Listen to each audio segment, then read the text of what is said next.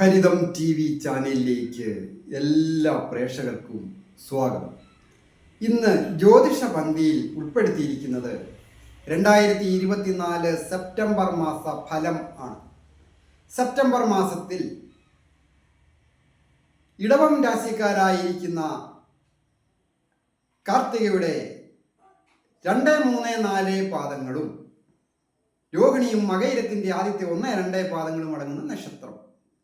അത് കൊല്ലവർഷം 1200 ആണ്ട് ചിങ്ങമാസം 16 തീയതി മുതൽ കന്നിമാസം 14 തീയതി വരെയുള്ള ഒരു മാസം.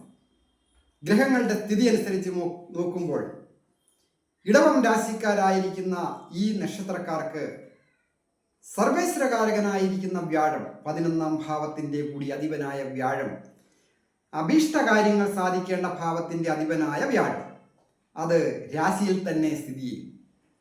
അപ്പോൾ ആരോഗ്യം പൊതുവെ തൃപ്തികരമായി.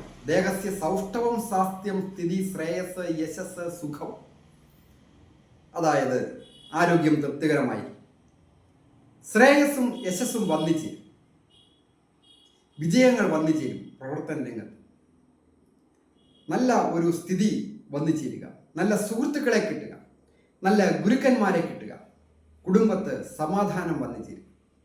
അങ്ങനെയൊക്കെയുള്ള കാര്യങ്ങൾ ഈ സെപ്റ്റംബർ മാസത്തിൽ കാർത്തിക 2, 3, 4 പാദങ്ങളും രോഹിണിയും മകയിരത്തിൻ്റെ ആദ്യത്തെ 1, 2 പാദങ്ങൾ അടങ്ങുന്ന നക്ഷത്രക്കാർക്ക് വന്നിച്ച് 4ാം ഭാവമായ സുഖസ്ഥാനത്ത് പ്രബലകരം ഗ്രഹമായ ആദിത്യനും ബുധനും ഒക്കെ സ്ഥിതി ചെയ്യുന്നുണ്ട്. അങ്ങനെയുള്ള ഈ മാസം അത് പല രീതിയിലുള്ള വിജയങ്ങൾ വന്നിച്ച് ഗൃഹസംബന്ധമായിട്ടും വാഹന സംബന്ധമായിട്ടും നല്ലതാണ്. മാതാപിതാക്കളെ സംബന്ധിക്കുന്നിടത്തോളം പ്രായമായ മാതാപിതാക്കൾക്കും കൊച്ചു കുട്ടികൾക്കുമൊക്കെ പൊതുവെ ആരോഗ്യം നന്നായിരിക്കും. വിദ്യാർത്ഥികൾക്ക് വിദ്യ അലസത വന്നു പെടുന്നതിനോ ചില ഉദ്ദേശിച്ച രീതിയിൽ ടെസ്റ്റുകളൊക്കെ എഴുതുന്നവർക്ക് ഇൻ്റർവ്യൂവിലൊക്കെ പഠിക്കുന്ന അല്ലെങ്കിൽ ഇൻ്റർവ്യൂവിലൊക്കെ പങ്കെടുക്കുന്നവർക്ക് വേണ്ട രീതിയിൽ പെർഫോം ചെയ്യാൻ പറ്റാതെ വരിക, അങ്ങനെ ഒരു സൂചനയുണ്ട്. അതായത് പ്രതിഭാസ്ഥാനമായ 5ാം ഭാവമായ കന്നി രാശിയിൽ അവിടെ രാശ്യാധിപൻ നീചം ഭവിച്ച് നിൽക്കുകയും കേതു എന്ന് പറയുന്ന ആ സാങ്കല്പിക ഗ്രഹം, ഷാഡോ ഗ്രഹം, പാപഗ്രഹം സ്ഥിതി ചെയ്യുകയും ചെയ്യും. അപ്പോൾ മാനാപമാനങ്ങളോ അവിഖ്യാതികളോ ഉണ്ടാകുവാൻ സൂചനയുണ്ട്. കൗമാരപ്രായക്കാരായാലും യൗവനയുക്തരായാലും മധ്യവയസ്കരായാലും എതിർലിംഗക്കാരുമായിട്ട് ഇടപെടുമ്പോൾ വളരെ ശ്രദ്ധിക്കുക. മനസ്സറിയാത്ത കാര്യത്തിന് പോലും മാനാപമാനങ്ങളോ അവിഖ്യാതികളോ ഉണ്ടാകുവാൻ സൂചനയുണ്ട്. വളരെ ശ്രദ്ധിക്കേണ്ട ഒരു കാലം. അതുപോലെ കടങ്ങളൊക്കെ വീടുന്നതിനൊരു യോഗമുണ്ട്. സാമ്പത്തിക വിഷയത്തെ സംബന്ധിക്കുന്ന കാര്യങ്ങൾക്ക് നല്ലതാണ്. അപ്രതീക്ഷിതമായ ധനാഗമനവും തൊഴിൽ വിജയങ്ങളും വന്നിച്ചേരും. പ്രവർത്തികാരകനായ ചൊവ്വ ധനസ്ഥാനത്ത് നിൽക്കും.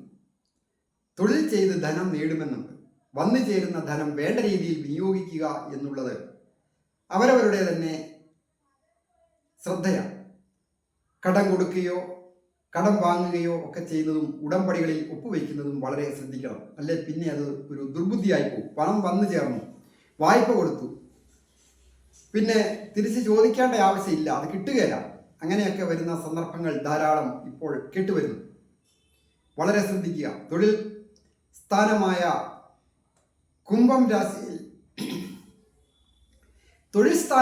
കുംഭം രാശിയിൽ അവിടെ ശനി സ്ഥിതി ചെയ്യും.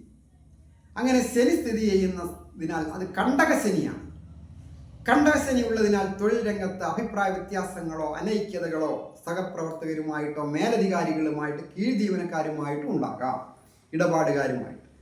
വളരെ ശ്രദ്ധിക്കുക. വിജയങ്ങൾ വന്നു ചേരും. വേണ്ട രീതിയിൽ ആക്റ്റീവാകണം. ഉത്തരവാദിത്വങ്ങൾ ഏറ്റെടുത്ത് സ്വയം അവരവർ ചെയ്യേണ്ട കാര്യങ്ങൾ മറ്റുള്ളവരെ ഏൽപ്പിക്കാതിരിക്കുക. അപ്പോൾ വിജയങ്ങൾ വന്നു ചേരും. സുഹൃത്തുക്കൾ ആയാലും സഹപ്രവർത്തകരായാലും ഒരു സഹായമൊക്കെ ചെയ്യുന്നതിനും പഴയകാല സുഹൃത്തുക്കളെ കണ്ടുമുട്ടുന്നതിനും പുതിയ ഒരു മേഖലയിലേക്ക് പ്രവർത്തന രംഗം മാറുന്നതിനും ഒക്കെ ശ്രമിച്ചാൽ വിജയവും അതുപോലെ തന്നെ സമ്പത്തും വന്നു ചേരുവാൻ യോഗമുള്ള ഒരു കാലമാണ്. അവസരങ്ങൾ വേണ്ട രീതിയിൽ വിനിയോഗിക്കുക. അതുപോലെ തന്നെ ഏറ്റവും പ്രധാനമായിട്ട് ശനിപ്രീതികരമായ വഴിപാടുകൾ ചെയ്യുക. അതുപോലെ തന്നെയാണ് ശ്രീകൃഷ്ണ ഭഗവാന് യഥാശക്തി അനുസരിച്ച് വഴിപാടുകൾ ചെയ്യുക. ബ്രഹ്മരക്ഷസിന് പാൽപ്പായസം കഴിക്കുന്നത് വളരെ ഉത്തമമാണ്. മാനാപമാനങ്ങളും അവിഖ്യാതികളും മനസ്സിൻ്റെ ടെൻഷനൊക്കെ മാറുവാൻ വളരെ ഉത്തമമാണ്. ഞാൻ ഹരികുമാർ, ദേവി ജ്യോതിഷാലയം, കാവുംപടി, മണർകാട്, കോട്ടയം.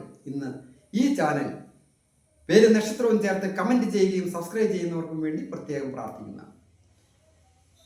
ജ്യോതിഷ കാര്യങ്ങൾക്ക് നേരിട്ട് വരികയോ ഫോൺ വിളിച്ച് ചോദിക്കുന്നതിനും അവസരമുണ്ടായി. എല്ലാവർക്കും നന്മ വരുവാനായിട്ട് പ്രാർത്ഥിക്കുന്നു.